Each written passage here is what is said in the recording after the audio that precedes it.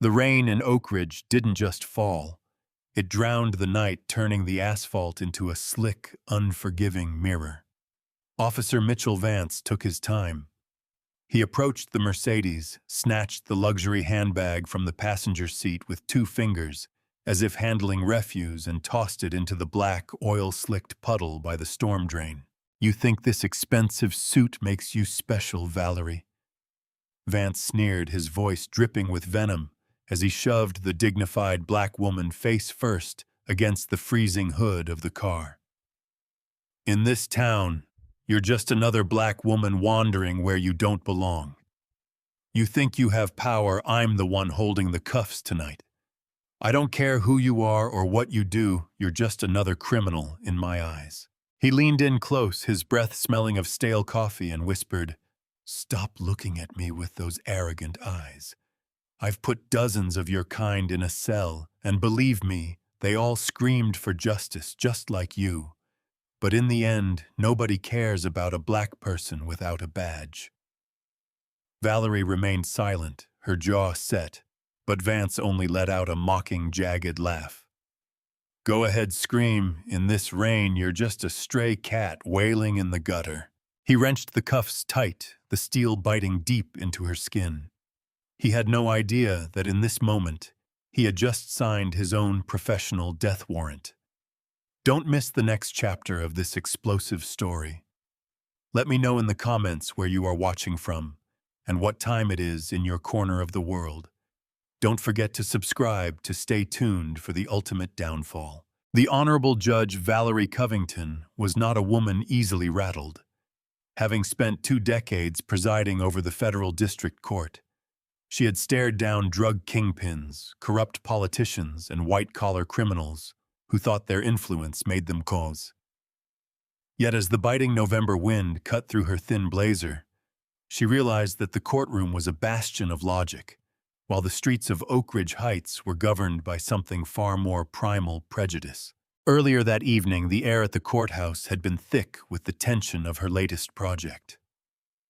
Valerie had been quietly assembling a grand jury investigation into the Oak Ridge Police Department, specifically targeting the midnight patrols that had been terrorizing minority residents for years. The city, a sprawling expanse of gated mansions and manicured lawns, thrived on the illusion of safety funded by systematic harassment. Her official vehicle, a sleek black SUV, had been sabotaged in the parking garage, a tire slashed, and the electrical system fried, forcing her to rely on a nondescript luxury sedan she had rented under a private pseudonym to ensure her anonymity. As she pulled onto the winding tree-lined road that served as the primary artery of the district, she found herself craving nothing more than the silence of her study and a glass of aged bourbon. Oak Ridge Heights was supposedly the safest municipality in the state, but as the lone taillights of her sedan cut through the heavy fog, she felt an inexplicable prickle of unease at the back of her neck. That was when the strobing wall of red and blue light shattered the quiet. The patrol cruiser didn't just pull her over, it hunted her. It swerved violently across the yellow line, boxing her in against the jagged stone wall that lined the entrance to the exclusive Crestwood Estates. Valerie eased her car to a stop, her mind already cataloging the procedure. License, registration, insurance. Stay calm. Keep hands visible. She had taught her son these exact steps 1,000 times before he left for college. As she looked into her rearview mirror, she saw the silhouette of an officer stepping out of the cruiser. He moved with a heavy, aggressive gait, his hand resting firmly on his holstered sidearm. This wasn't a routine traffic stop. This was an encounter designed to intimidate. Officer Mitchell Vance walked with the swagger of a man who owned the pavement he stepped on. He didn't approach the window with the polite hesitations of a public servant. Instead, he lingered by the rear quarter panel, shining his flashlight into the back seat, then onto the windows, scanning for anything that could justify a search. When he finally reached the driver's side, he didn't ask for identification. He didn't even address the violation he had supposedly witnessed. "License and registration," he barked, his voice muffled by the thick rain. Valerie rolled the window down exactly 3 inches. "Good evening, officer. Could you please tell me the reason for this stop?" Vance scoffed, his face twisting into an expression of immediate visceral annoyance. "I don't need to explain myself to you. You were swerving and you're driving a vehicle that doesn't belong in this zip code at this hour. Now I'm going to ask you one more time. License, registration, and step out of the vehicle." Valerie felt the familiar surge of righteous indignation, the same feeling that had driven her to become the youngest judge in state history. She knew exactly what this was. She was a black woman in a high-end car, in a neighborhood that preferred their neighbors to look a certain way. She reached for her glove compartment, her movements slow, deliberate, and entirely non-threatening. "Officer," she said, her voice steady, possessing that precise, authoritative timbre that had made hardened criminals stammer during cross-examination. "I have my documentation here. However, I am a federal judge. I suggest we conduct this stop with the professional courtesy required by law." Vance stopped. He looked at her, that his eyes narrowing as he processed the information. For a split second she thought he might pause. She hoped perhaps that the weight of the title might bring a shred of logic to the encounter. She was wrong. "A federal judge," Vance repeated, his voice dropping into a register of mocking amusement. "Right. And I'm the President of the United States. You people love to play pretend when you're caught, don't you? Trying to throw around titles like they mean something to me." He slammed his hand against the window, the sound echoing like a gunshot in the confined space. "You're done talking. Get out of the car. Now." Valerie realized then that she wasn't just being pulled over, she was being hunted. The encounter had moved past the point of police work and into the realm of a power trip. She unbuckled her seatbelt, her mind racing. She needed to reach her bag where her federal credentials and her secure phone were stored.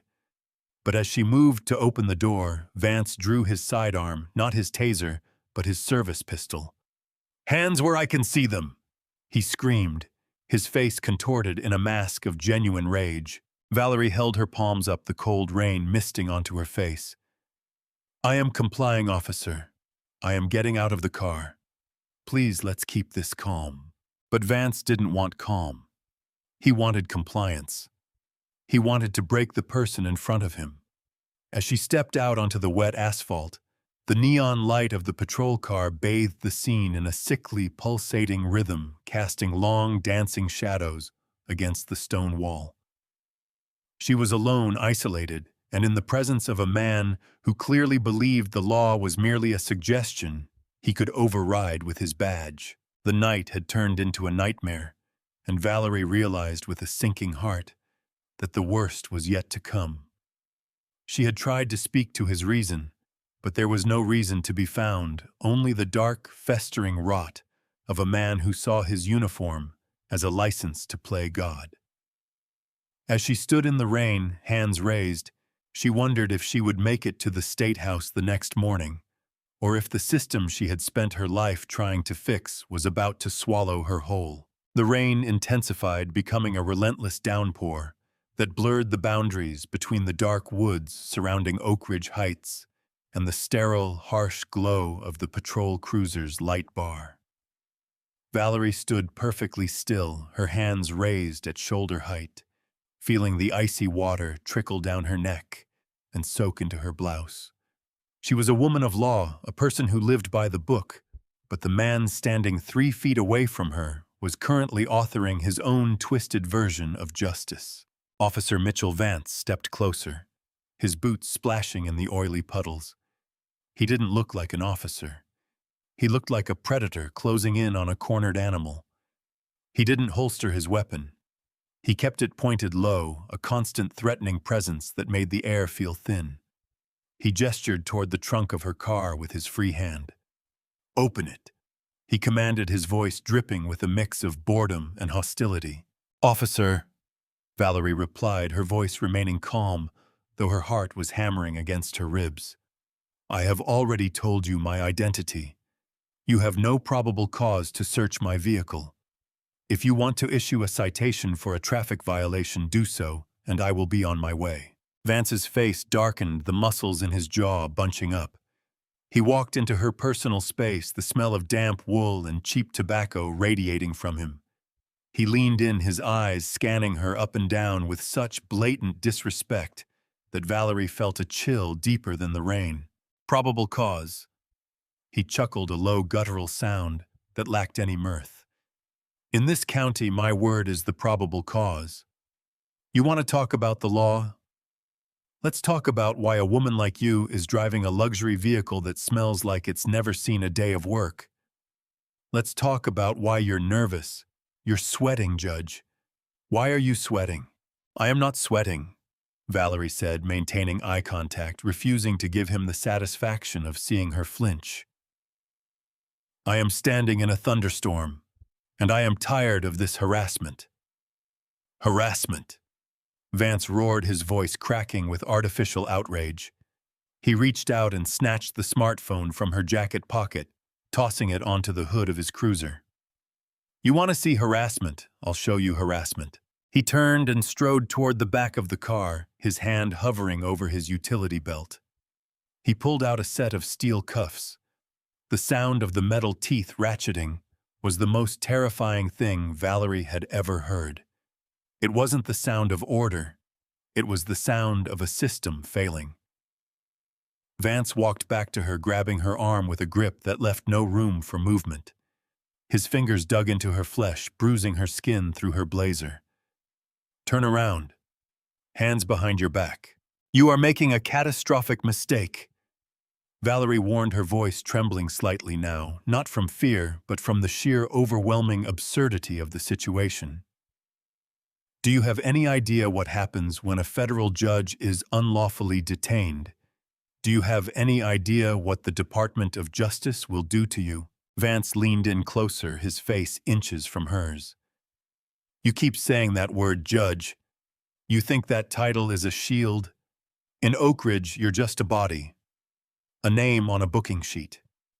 And when the sun comes up, I'm going to make sure your name is synonymous with every burglar, thief, and junkie that passes through my holding cell." He shoved her forward, forcing her to press her face against the cold, wet metal of her own trunk. She felt the heavy, violent pressure against her shoulder blades. He kicked her legs apart, forcing her into an aggressive, wide-stanced position. "I have a right to a phone call," Valerie managed to say, her cheek pressed against the freezing trunk. "You have a right to shut your mouth," Vance muttered. He yanked her left arm back, the metal biting into her wrist with a sharp, piercing pain that sent a jolt of electricity up to her shoulder. He followed it with her right, his movements clinical and cruel. He cinched the cuffs so tightly that she felt the nerves in her wrists begin to scream. He didn't stop there. He reached into her pockets, pulling out her keys, her wallet, and her identity card. He looked at the card for a long moment. Then, with a look of pure, unadulterated malice, he took out his lighter. "What are you doing?" Valerie asked, her voice cracking, as she watched him bring the flame to the edge of the plastic card. "I'm just clearing the clutter," he said, and with a flick of his wrist, he watched the plastic warp and melt, turning her identity into a charred, illegible mess. He dropped the blackened remnant into the mud and ground it into the dirt with the heel of his boot. It was a systematic erasure. He wasn't just arresting her. He was erasing the evidence of her existence. He walked over to the cruiser, grabbed his radio, and keyed the mic. "Dispatch, this is Unit 4. I have a 1015 in custody. Subject is combative, incoherent, and claiming to be a high-ranking official. Need transport." Valerie stood there shivering, her hands locked behind her back, listening to the static on the other end of the radio. A voice answered, a woman's voice, cold and bored. "Copy that, Unit 4. Need backup." "Negative," Vance replied, looking back at Valerie with a sinister smile. "I've got everything under control. This one's going to be a fun night." The dispatcher laughed, a shrill, high-pitched sound that cut through the rain. "Good luck, Tommy. Don't let her talk too much. You know how they get." Valerie felt a wave of nausea wash over her. It wasn't just Vance. The rot went deeper. It was the entire precinct. She was in the heart of a machine that had been designed to discard people like her, and as Vance grabbed her by the collar and marched her toward the cruiser, she realized that silence was no longer an option. She had to survive this. But how do you survive a system that has declared war on your very existence? The back of the patrol cruiser was a claustrophobic cage of hard plastic, and the lingering stench of industrial-grade cleaner sweat and cheap tobacco. As Vance shoved Valerie inside, the door slammed shut with a finality that made the entire vehicle shudder. She slid across the slick seat, her cuffed hands behind her back, making it impossible to stabilize herself. She hit the metal partition with a thud, the sharp edges of the cuffs digging into her wrists, searing her skin like hot wire. Outside, the storm had reached a fever pitch. Lightning flashed momentarily, illuminating the interior of the cruiser in a stark, jagged white. Valerie could see Vance through the wire mesh partition. He wasn't rushing. He was leaning against the trunk of her car, lighting a cigarette. He took a long, slow drag, the embers glowing like a malevolent eye in the darkness, and then he walked toward her door. He opened it just enough to let the freezing wind and rain lash against her. He didn't say a word, just stood there, blowing a thick cloud of acrid smoke into the small, sealed compartment. Valerie coughed the smell of the tobacco clogging her throat, but Vance just stared at her with a look of predatory satisfaction. He was savoring this. He wanted her to feel small, trapped, and utterly powerless. Still feeling like a judge? He asked, his voice calm, terrifyingly conversational. You know, back at the station, they have a special room for people who can't stop talking. No windows, no chairs, just a concrete floor and a drain. I think you'll fit right in. He slammed the door again, plunging her back into darkness. Valerie leaned her head against the partition and closed her eyes, forcing herself to breathe. Panic was a luxury she couldn't afford. She remembered the training she had received years ago, the protocol for when a high-ranking official was compromised. Her watch, a piece of custom hardware that looked like an ordinary luxury timepiece, was her only lifeline. It was designed to emit a low-frequency encrypted signal that would be picked up by the state police's secure data network. She pressed her wrists against the edge of the seat, struggling to find the micro button hidden in the casing of her watch. Her fingers were numb from the cold, and the handcuffs were so tight they had started to cause a dull, throbbing ache in her palms. Focus, she told herself. Don't let them break you. Suddenly, the radio in the front seat crackled to life. It was the same dispatcher from earlier, her voice still laced with that sickening casual cruelty. Unit 4 status update. Are you clear of the scene? Vance, who had just climbed into the driver's seat, keyed his mic. Yeah, Brenda. Just finished the paperwork. She's being a real pain, though. Still shouting about the Supreme Court and federal indictments. Honestly, I think she's having a breakdown. Breakdown! Brenda laughed, the sound distorted by the radio static. Sounds like she's just another loudmouth who needs to be taught a lesson. Make sure she understands where she is. This is Oak Ridge, not the Ivory Tower. Oh, she'll understand, Vance replied, putting the cruiser into gear. By the time we hit the precinct, she'll be begging for a lawyer. Or maybe she'll just be quiet. Either way, it's going to be a long night for her. As the cruiser lurched forward, tires spinning in the mud, Valerie finally felt the vibration on her wrist. The signal had been sent. It was a digital scream into the void, a request for assistance that would hopefully pierce the wall of corruption surrounding this town. But now came the hardest part, waiting. The drive to the precinct was a blur of nausea and pain. Vance drove aggressively, hitting every pothole with deliberate force, ensuring that Valerie was tossed from one side of the cage to the other. Every time she hit the hard plastic, the cuffs bit deeper, the metal gnawing into her skin. She kept her eyes focused on the back of Vance's head. She memorized the way he held the steering wheel, the way his neck pulsed with every word he spoke into the radio. She was cataloging evidence, every detail, every word, every moment of abuse. She wasn't just a victim, she was a witness. They pulled into the precinct parking lot 20 minutes later. It was a bleak, fortress-like building that looked as if it had been designed to intimidate rather than serve. Vance parked in the furthest corner of the lot, far away from the security cameras and the main entrance. He didn't lead her toward the front door. Instead, he steered her toward a side entrance, a heavy steel door that looked like it hadn't been opened in years. "Move," he commanded, kicking the back of her legs to make her walk faster. Valerie stumbled, her boots slipping on the slick, oil-stained concrete. She fell to her knees, the pain in her wrists reaching a crescendo. She couldn't get up. Her body had reached its limit. Vance grabbed her by the hair, yanking her head back. "Get up. You're not going to play the martyr here. Get up or I'll drag you the rest of the way." You are ending your life," Valerie whispered, her voice rasping with exhaustion. Vance laughed, a sharp, mirthless sound. "My life, you're the one who's about to disappear. Judge, nobody comes looking for people like you in Oak Ridge." He pulled her to her feet with such force that she felt her shoulder pop. He pushed her toward the steel door, his hand resting on the holstered weapon at his hip. As the door groaned open, revealing a dimly lit, damp hallway, Valerie looked up. There was a single security camera in the corner of the ceiling. It was flickering, its red light blinking in a rhythmic, hypnotic pattern. "If they have that footage," she thought, "then I have a chance." But as Vance reached up and swiped a piece of duct tape over the lens, her heart sank.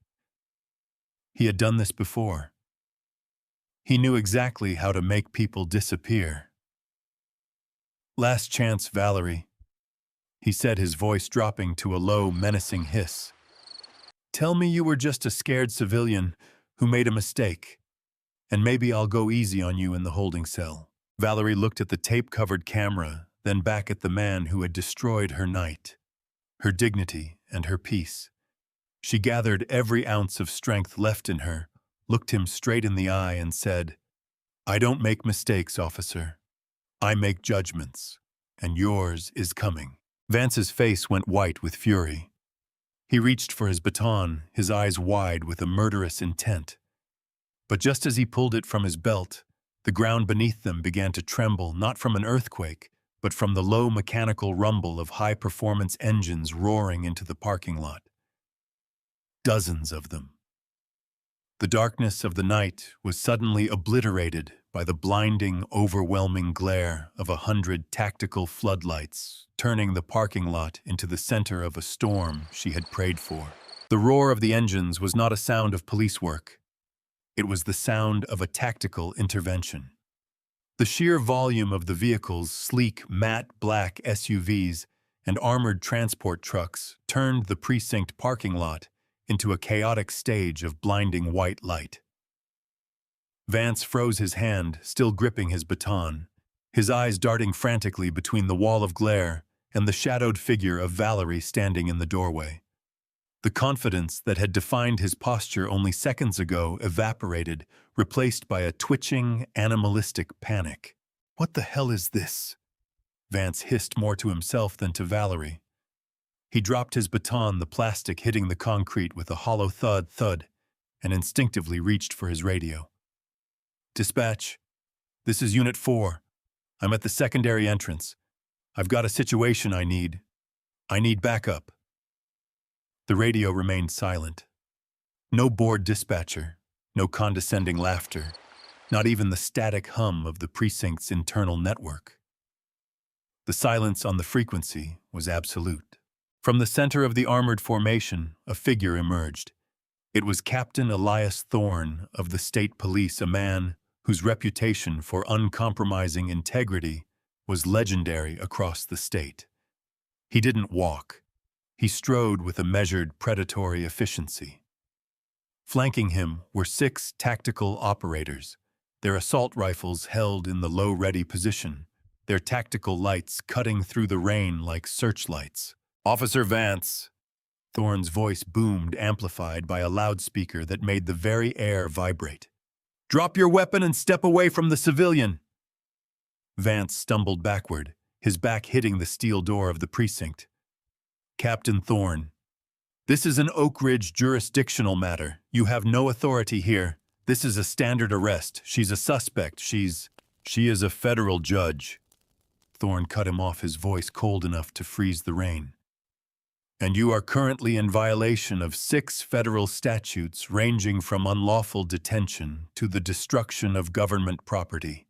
Step away. Now." Valerie stood her ground, despite the shaking in her legs and the agony in her wrists.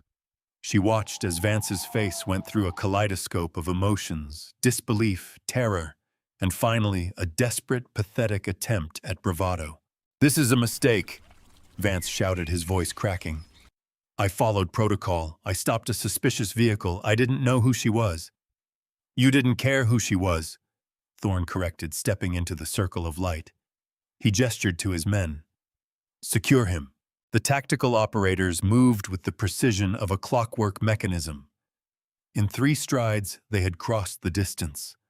One operator slammed Vance against the wall, his face pressed into the rough brick, while another expertly pinned his arms behind his back. The transition from captor to prisoner happened in less than 5 seconds. As Vance was stripped of his duty belt, his radio and his weapon, he started to scream.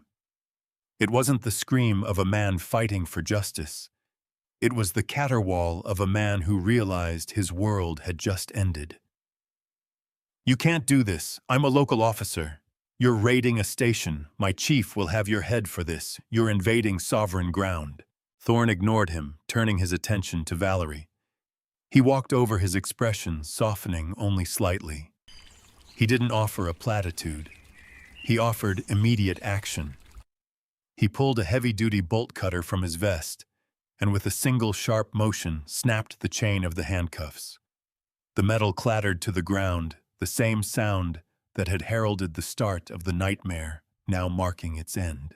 Valerie slumped forward, her hands finally free.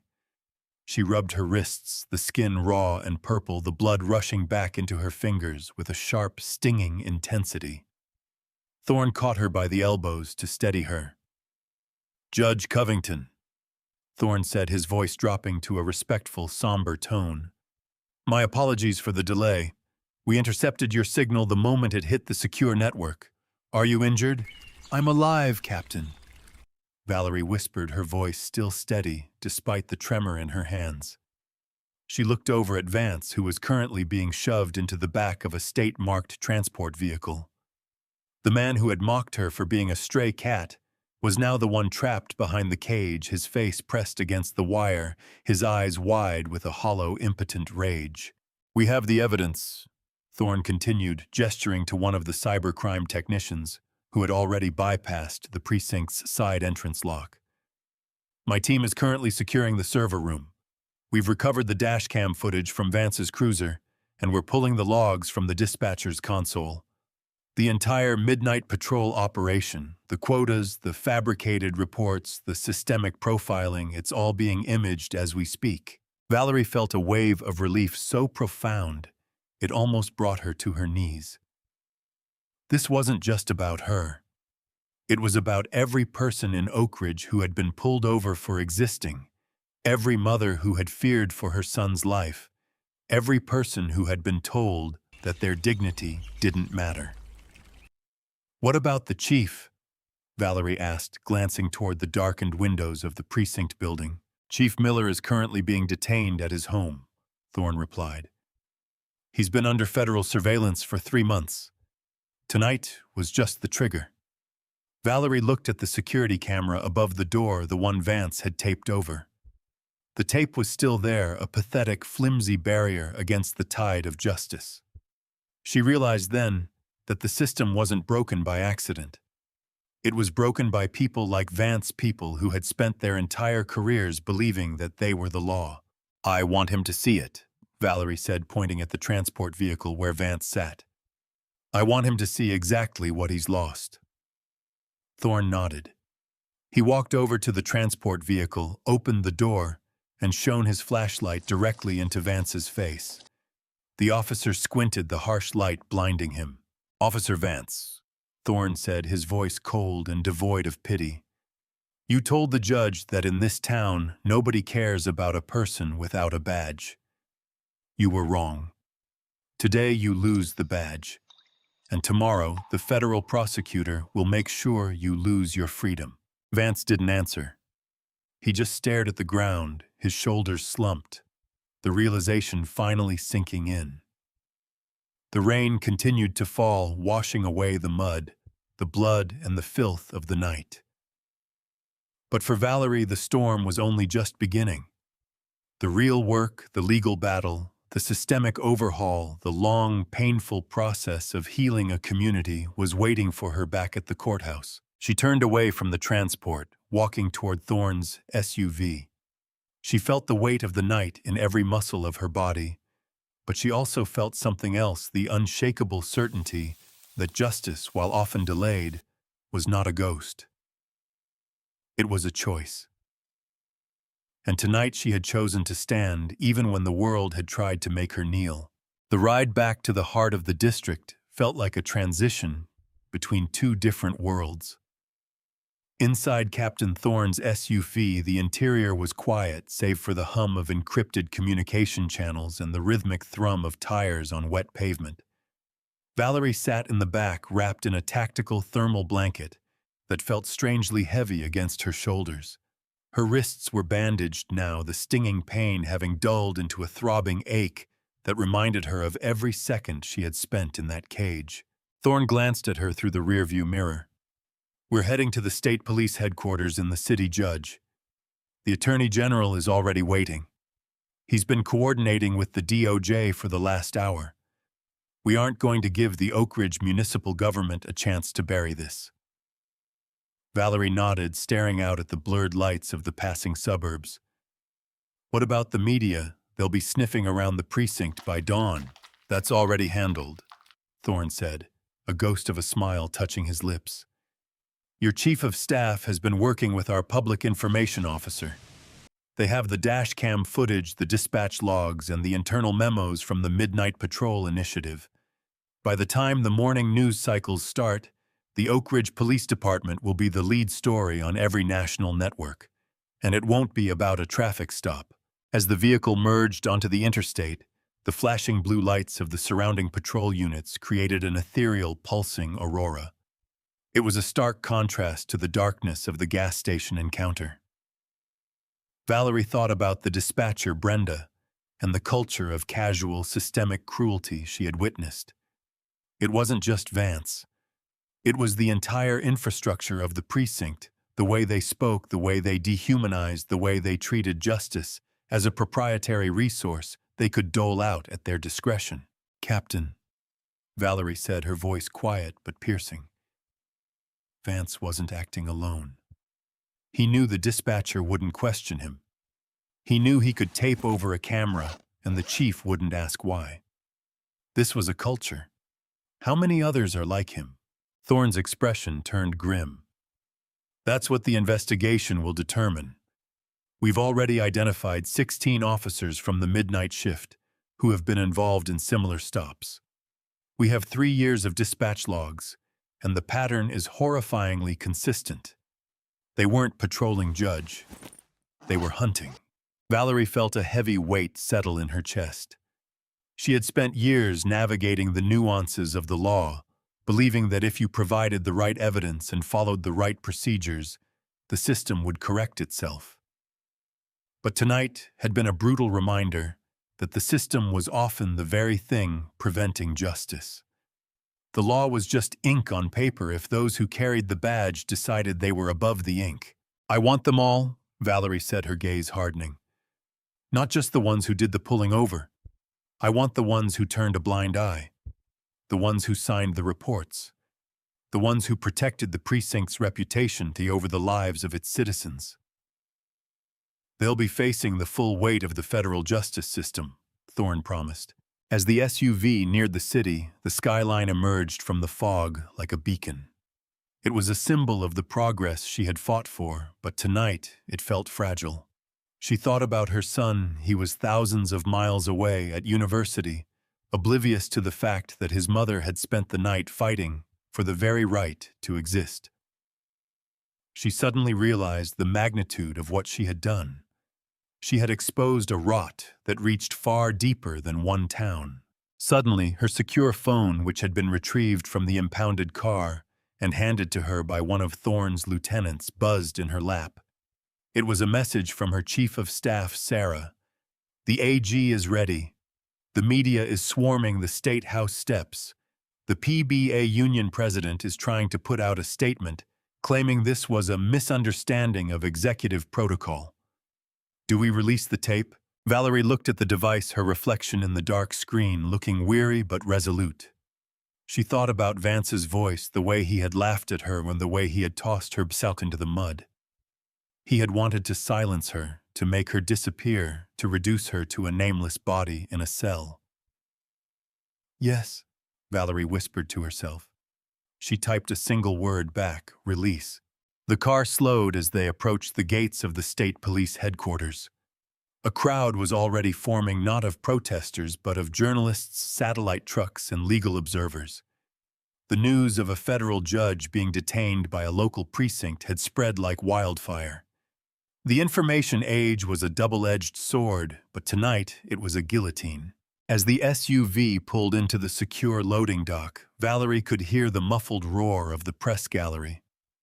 They were hungry for a story, but they were about to get a revolution. She felt the bruises on her wrists, the stiffness in her shoulders, and the lingering sting of the duct tape Vance had used to cover the camera. Every part of her body was a testament to the fact that power, when left unchecked, was a sickness. She stood up, buttoning her tattered blazer, and straightened her posture. She wasn't just a judge. She was a survivor. And as the door opened, letting in the blinding glare of 100 cameras, she didn't look down. She looked straight ahead. The battle wasn't over. In fact, it was just beginning. The Oak Ridge Police Department was about to be dismantled, brick by brick, and the world was going to be watching. She took her first step out of the SUV, the flashing lights reflecting in her eyes, ready to speak truth to power. But as she stepped onto the concrete, she paused, her eyes catching a glimpse of a young patrol officer nearby, watching her with a mixture of fear and confusion. She realized then that even after Vance was gone, the real challenge would be changing the mindset that had allowed him to exist in the first place. Justice was a start, but it was not the end. The press conference room at the state police headquarters was a claustrophobic, high-ceilinged chamber that seemed to amplify the tension. Valerie Covington stood in the wings, hidden from the sea of flashing cameras and the restless murmur of journalists. She watched the monitors as Attorney General Robert Hayes walked toward the podium. His face was a mask of granite, the face of a man who had spent his life navigating the legal architecture of a nation that was currently tearing itself apart at the seams. As of 6 a.m. this morning, Hayes began, his voice echoing with a low, resonant gravity. The Department of Justice, in conjunction with the state police, has initiated a comprehensive civil rights investigation into the Oak Ridge Heights Police Department. This action follows the unlawful detainment of federal judge Valerie Covington. A deafening roar erupted from the press gallery. Dozens of hands shot up, microphones were shoved forward, and the air was filled with the frantic bird-like chirping of shutter releases. Valerie felt a strange sense of detachment. This was the narrative she had spent years crafting, yet here it was, feeling suddenly small in the face of the raw, violent reality of what had happened to her just hours ago. "We have evidence," Hayes continued, holding up a sleek encrypted hard drive of a systematic off-the-books campaign known as Midnight Patrol. This initiative explicitly targeted minority citizens for pretextual traffic stops, fraudulent asset seizures, and physical intimidation. The evidence includes over 400 hours of dashcam footage and thousands of dispatch logs that confirm a pattern of racial profiling that is not just abhorrent, it is criminal. On the massive screens behind Hayes, a video feed flickered to life. The audio was pristine, the image high definition. It was the footage from the camera inside Officer Mitchell Vance's cruiser. The room fell deathly silent as the audio of Vance's voice filled the space, the mocking laughter, the casual dehumanization, the sound of the cuffs clicking into place. The journalists, many of whom had seen countless police videos, sat frozen. This was different. This wasn't a struggle in the dark. This was an executive official, a woman of the law being methodically erased by a man who felt absolutely no fear of consequence. When the video cut to the moment Vance grabbed Valerie by the collar and marched her toward the secondary door, a collective gasp swept through the room. A reporter in the front row stood up, her face pale, her hands trembling as she took notes. Valerie stepped out from the wings. The room shifted instantly. The focus moved from the AG to the woman who had lived the nightmare. As she walked toward the podium, her steps were measured, though every joint in her body screamed in protest. Her wrists, now wrapped in sterile white gauze, were visible as she gripped the sides of the mahogany lectern. She didn't need notes. She didn't need a teleprompter. She looked directly into the cameras, her eyes burning with a calm, terrifying clarity. "My name is Valerie Covington." She began, her voice steady and echoing throughout the chamber. "Last night I was told that in Oak Ridge I was not a judge. I was not a citizen with rights. I was merely a target. I was told that the badge is a shield that renders the law irrelevant to the man who wears it." She looked down at her bandaged wrists, then back at the cameras. "I am standing here today not because I am a judge, but because I am a human being who refused to be erased. We have spent decades building a legal system on the promise of equal protection. But tonight, we have seen that for millions of our citizens, that promise is a lie told in the dark. I am officially calling for the immediate resignation of the Oak Ridge police chief," she announced, her voice rising in power. "I am demanding the appointment of a federal monitor to oversee the total restructuring of their municipal force. And I am telling you now, the days of operating in the shadows are over. If you believe your badge gives you the right to hunt, you have severely underestimated the reach of the law." As she spoke, the reality on the ground in Oak Ridge was shifting. Outside the precinct, the quiet, manicured streets of Oak Ridge Heights were being flooded with federal vehicles. The armored transports she had seen in the parking lot were now parked in front of the precinct, the entrance taped off with yellow crime scene tape. State troopers were removing boxes of evidence hard drives and files, while terrified local officers stood by their uniforms, looking like costumes in the face of the federal authority that had arrived to dismantle their house of cards. Inside the precinct, the atmosphere was panicked. Officers who had been part of the midnight patrol were frantically scrubbing their personal messages, trying to delete years of racist jokes, planning, and boasts from their phones. But it was too late. The technical teams had already initiated a total freeze on all municipal digital assets. Back at the headquarters, Valerie was finishing her statement. "The handcuffs I wore last night are now the most important piece of evidence in a federal investigation," she concluded. "They were intended to silence me. Instead, they have become a megaphone." As she turned to leave the podium, the room erupted into a frenzy of questions, but she didn't stop. She walked directly toward Captain Thorne, who was standing by the door. "Is he still talking?" she asked, referring to Vance. "He stopped talking an hour ago," Thorne replied, his expression grave. "The moment his lawyer told him that the DOJ was filing for hate crime enhancements, he collapsed. He's not a predator anymore, Judge. He's just a man who realized he gambled his life on the assumption that he was the most powerful person in the room." Valerie looked out the window of the headquarters.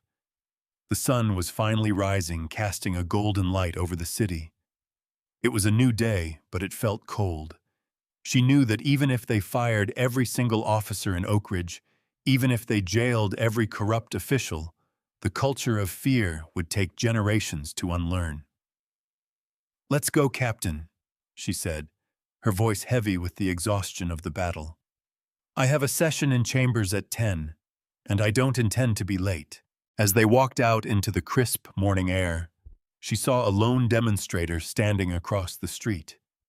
He held a small hand-painted sign that read, "We see you." She stopped, her eyes lingering on the man for a heartbeat. In that moment, she realized that while the system was a machine, it was a machine built by people, and people could be broken. She climbed back into the vehicle, ready to turn the page, ready to begin the long, agonizing process of rebuilding justice from the ashes of the night. The morning sun over Oak Ridge Heights felt intrusive, bleaching the dark, muddy secrets of the night into harsh, undeniable reality. While Valerie stood before the cameras in the city, the real-time fallout in the quiet suburb of Oak Ridge was unfolding with the clinical precision of a surgical strike. At the municipal police station, the air was thick with the scent of ozone and stale coffee. The building, which only 12 hours ago had been a bastion of unbridled authority, was now a hollowed-out shell. Federal agents moved through the hallways with effortless speed, their heavy boots thudding against the linoleum floors. They weren't looking for files anymore. They were bagging lives. Chief Miller, a man who had spent 3 decades cultivating an image of a stoic, community-focused leader, sat in his office, his face a sickening shade of gray. He stared at the closed door, hearing the chaotic symphony of his precinct being dismantled outside. Every knock, every shout, every heavy crate of evidence dragged across the floor felt like a nail in his coffin. When the door finally swung open, it wasn't one of his lieutenants, but 2 grim-faced FBI agents in tactical vests. "William Miller," the lead agent said, his voice devoid of any pretense of respect. "You're under arrest for obstruction of justice, conspiracy to violate civil rights, and tampering with evidence. Stand up and place your hands behind your back." Miller didn't fight. He didn't even look up. He simply rose, his joints popping, and felt the cold, familiar bite of steel, the same steel his own officers had used to terrorize thousands of commuters. As they marched him past the front desk, he saw the faces of the remaining night shift officers. They were terrified. They stood behind their glass partitions like statues, refusing to meet his eyes, terrified that the federal glare would turn toward them next. Outside, the street was a scene of controlled pandemonium. Local residents had begun to gather, drawn by the unusual sight of unmarked federal vans and the sheer scale of the state police presence. They stood on their manicured lawns, clutching mugs of coffee, their expressions shifting from confusion to shock as they saw the evidence of the midnight patrol being loaded into transport trucks. One woman, an elderly retiree who had lived in Oak Ridge for 40 years, walked up to the police tape. She pointed to a truck where several boxes marked internal dashcam logs. Case file 44 were being stacked. "Is it true?" she asked a passing trooper. "Is it true what they're saying on the news, that they were hunting people?" The trooper looked at her, his expression hard. "The records speak for themselves, ma'am. They weren't patrolling the streets. They were keeping count." Back at the impound lot, Mitchell Vance sat in the back of the transport van, his face pressed against the wire mesh. He could see everything. He saw the pride of the Oak Ridge PD being systematically packed away into digital evidence bags. He saw his chief being led out in handcuffs. He saw the community he had once held in a grip of fear now looking at the precinct, not with respect, but with a cold, disgusted detachment. The irony was not lost on him.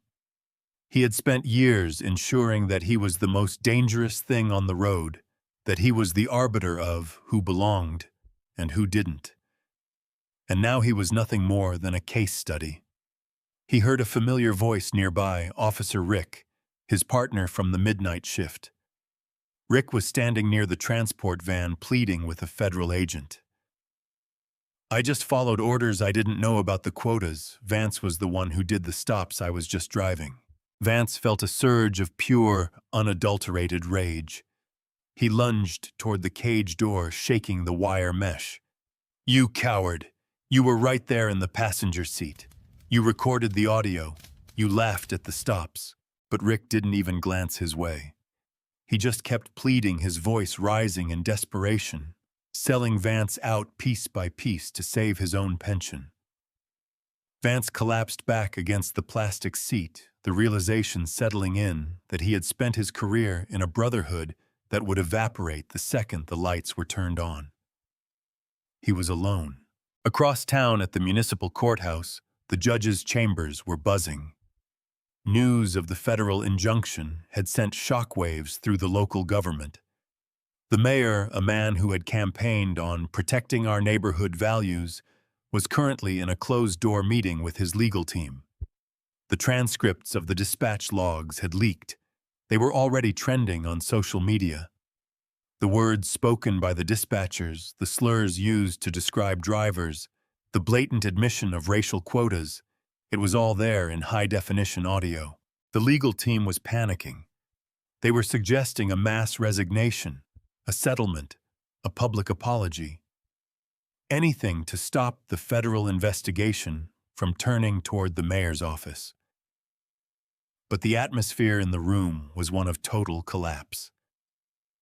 Every lawyer in the building knew the truth. There was no spinning this. The dam had broken, and the flood of truth was going to drown everything in its path. As the morning dragged on, the Oak Ridge Police Department, an institution that had stood for half a century, was effectively dead. The badges were stripped, the servers were wiped, and the trust was gone. In its place was a vacuum, a silence that felt heavy and expectant. Valerie, sitting in her office blocks away, felt the vibration of the city through the windows. She wasn't celebrating.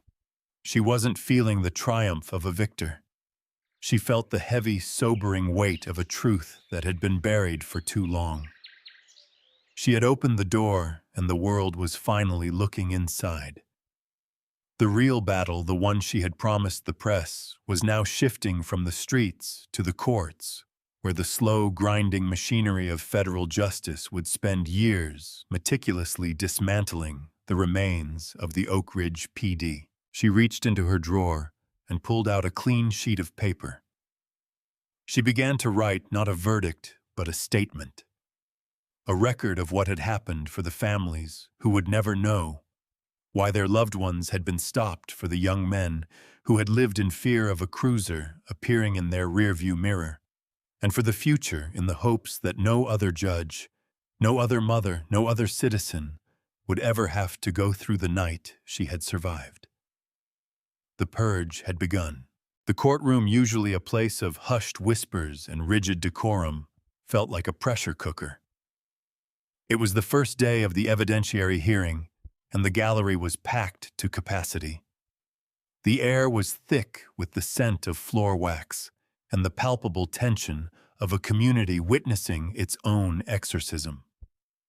Valerie Covington sat at the far end of the gallery, a spectator in her own case. Her wrists were still heavily bandaged, a stark white reminder of the night that had upended the power structure of the state. At the plaintiff's table, Attorney General Robert Hayes stood, his stature commanding the entire room. He wasn't just presenting a case, he was performing a dissection. "Your Honor!" Hayes addressed the presiding judge, his voice booming with a rhythmic prosecutorial intensity. "The defense would have you believe that Officer Mitchell Vance was a bad apple. They would have you believe that the systemic targeting of citizens in Oak Ridge Heights was a series of unfortunate, isolated incidents. We are here to prove that this was a factory of prejudice." Hayes gestured to the digital monitors that had been installed throughout the courtroom. "We have recovered the Midnight Patrol Master Ledger, a private encrypted database kept by Chief Miller and his dispatchers. It didn't just track stops, it tracked quotas. It incentivized racial profiling with a points system that rewarded officers for high-value targets." A gasp rippled through the gallery. The families of the victims who had sat in silence for years suddenly leaned forward.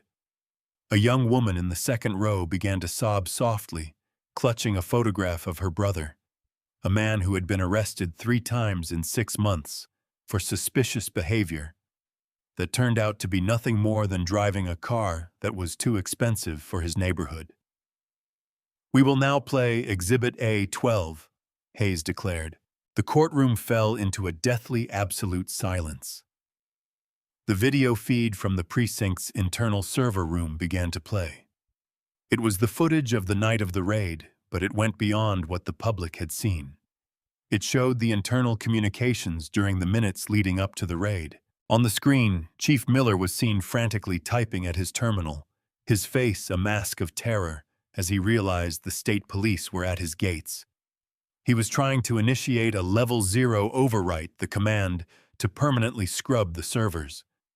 But the feed shifted, showing the tactical operators breaching the server room, the red laser sights of their rifles painting a constellation of death across the chief's chest. Then the audio kicked in. It was the recorded conversation between the chief and the shift supervisor as the raid began. "They have her chief, they have the judge. How the hell did she get a signal out? I don't care how, just wipe the records. If that data hits the DOJ servers, we're all going to die in a federal penitentiary. Do it now or we're finished." The sound of Miller's voice, raw and unvarnished, stripped away any remaining defense. The lawyer for the police union, who had been leaning back in his chair with a smirk of practiced arrogance, suddenly went pale. He stopped typing on his laptop, his hands freezing in midair as he looked up at the screen. The narrative he had spent hours constructing, that this was just an overzealous officer, had been incinerated in 10 seconds of audio. Valerie watched the reaction of the defense table. She saw the chief's attorney whisper something to his colleague, who immediately started packing his briefcase. The case wasn't just being won, it was being vaporized. "Your Honor," Hayes continued, his voice dropping to a low, lethal register. "The defense claims the judge was combative. Let's look at the raw data." He clicked a remote, and the screen shifted to a series of heat maps. They showed the location of every stop made by Vance and his partners over the last 2 years. The map was a concentrated web of red dots perfectly aligning with the border between the affluent Crestwood estates and the neighboring community. There were no stops in the white, wealthy residential zones. Every single incident of suspicious behavior was clustered in the zip codes populated by people of color. "This is not policing," Hayes said, walking toward the jury box and looking each member in the eye. "This is math. This is a mathematical demonstration of state-sanctioned hunting. And the man who sat in the back of that transport van, Mitchell Vance, was their most prolific hunter." Vance, who had been brought into the courtroom to testify, sat at the defense table. He was a shell of the man from the night of the rain. His hair was shorn, his suit was ill-fitting, and he spent the entire proceeding staring at the floor, refusing to look at the gallery, refusing to look at Valerie. When the prosecution called his name to the stand, he walked with a limp, a physical manifestation of a broken spirit. He was forced to recite the events of that night, his voice cracking every time he reached the part where Valerie identified herself. "And when she told you she was a federal judge," Hayes asked, his voice dripping with disdain, "what did you think?" Vance hesitated, his throat working convulsively. I thought she was lying." "Why?" Hayes pressed, his voice rising. "What about her car, her demeanor, or her credentials suggested she was lying? Was it the car, or was it the fact that you couldn't conceive of a black woman holding a position of power in your town?" Vance didn't answer.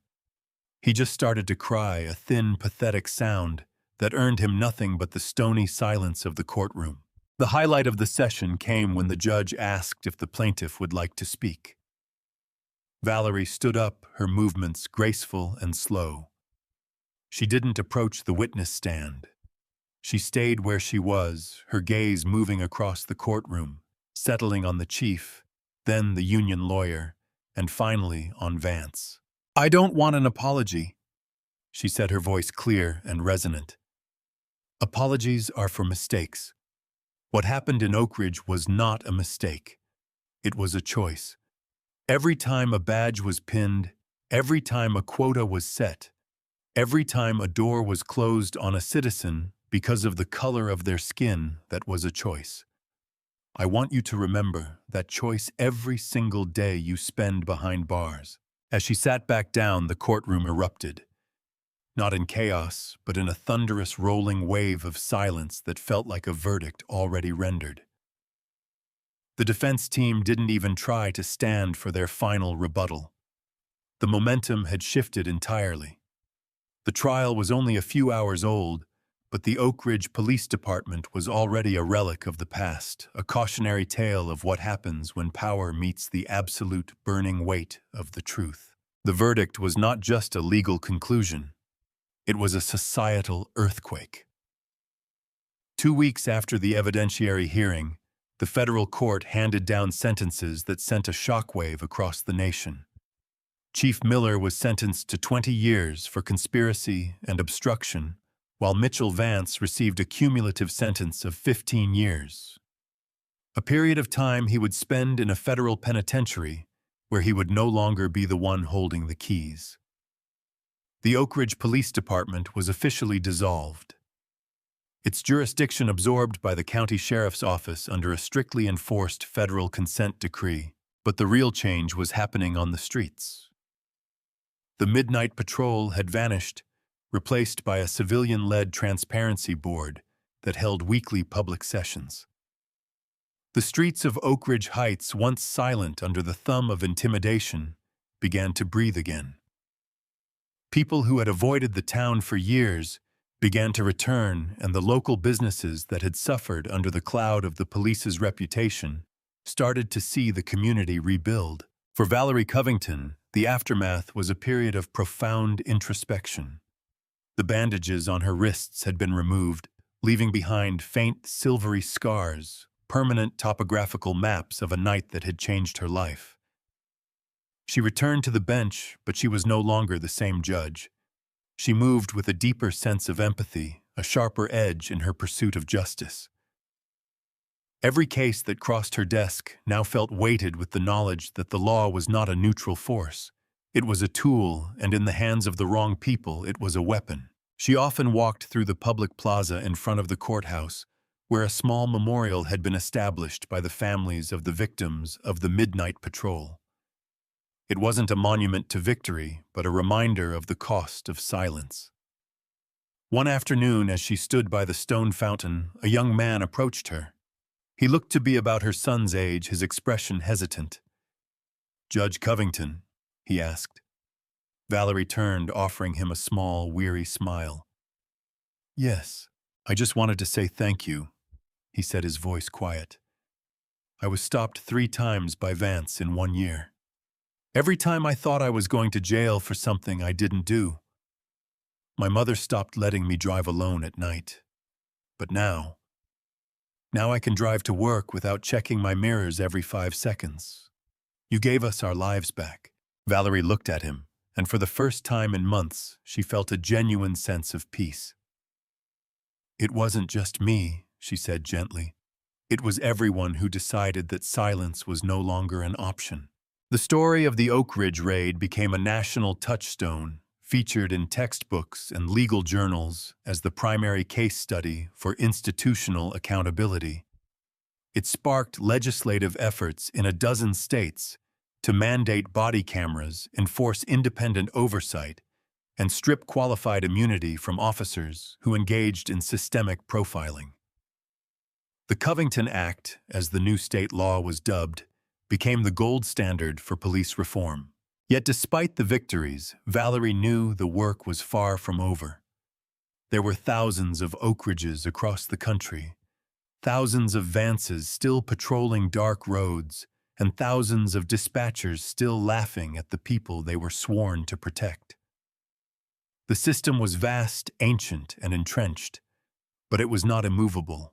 One evening, as she sat in her study, looking over the files for a new hearing, She thought about the moment in the parking lot when she had looked at the security camera covered in duct tape.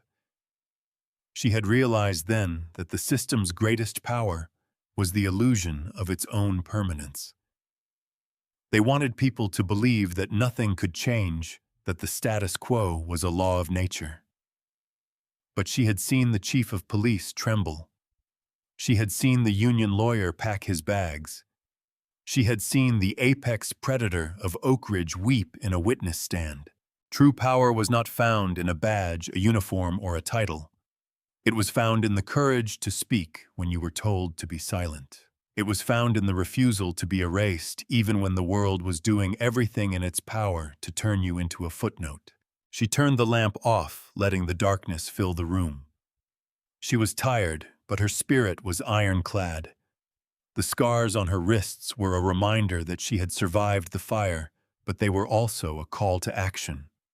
As long as there were dark roads where the innocent were being hunted, she would be there to ensure the lights were turned on. The measure of a society is not found in its grand proclamations, but in how it treats those it deems the least powerful. Dignity is not a gift bestowed by a badge or a mansion. It is an inherent, unalienable right that no institution can strip away. Justice is not a destination. It is a relentless daily struggle that begins the moment we decide that the truth is worth the price of the fight. If this story of resilience and the pursuit of truth resonated with you, show your support by hitting that like button. Share this video to spark a conversation in your own community, and subscribe to our channel for more powerful real-life dramas that remind us all that justice is always worth the fight. See you in the next one.